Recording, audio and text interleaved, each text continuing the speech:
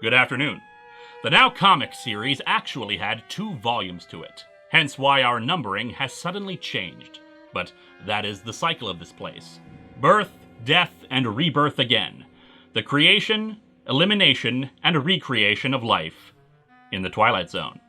Submitted via email, programmer Joyce Fernal. Of late, she's been experimenting with a program she refers to as the Soup. The name refers to the primordial soup, a program designed to simulate the building blocks of life through equations and predictions. Amino acids, proteins, complex molecules, all broken down into mathematics that the program runs through in a chaotic state. Colors and patterns swirl across the screen, simulating the beginnings of life on Earth. The program always fails after it runs, of course, since it never actually ends up creating life.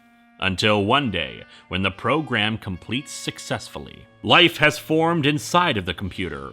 Of course, things move at an accelerated rate. Whatever caused spontaneous replication in the program, species are developing and finding their niche in this electronic world. The species evolve, die off, and change as things develop. Joyce shuts herself off from the rest of the world as she studies, ignoring calls from her friends and loved ones, especially after an incident where it looked like the program had errored out, losing all of the developed creatures. Fortunately for her, however, the creatures returned to life. While of course several of the digital beings became extinct, other life still formed in this strange electronic environment. Joyce continues to shut herself off from any world but her simulated one, throwing her answering machine against a wall when her boyfriend keeps calling her and wondering what has become of her. But such distractions are just that, things that take her away from this ecosystem. Of particular interest is a new species in the soup, one that travels together in a community, working together to deal with potential threats and prey. They are now the top of the food chain, and at their rapid rate of development, there are other things this new species creates.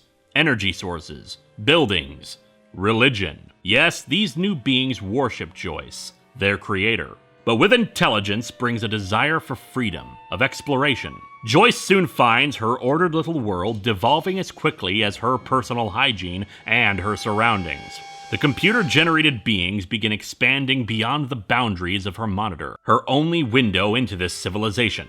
She is not pleased by what she sees, the life forms fighting amongst themselves, trying to expand beyond their original programming. She decides to send her own divine wrath upon the being, creating new programs and life to deal with them, to wipe the slate clean and begin again. She is unsuccessful. Each new action she takes against them just forces them to adapt, get stronger and smarter, allowing them to consume more and more virtual resources. She finally is forced to pull the plug on her computer itself.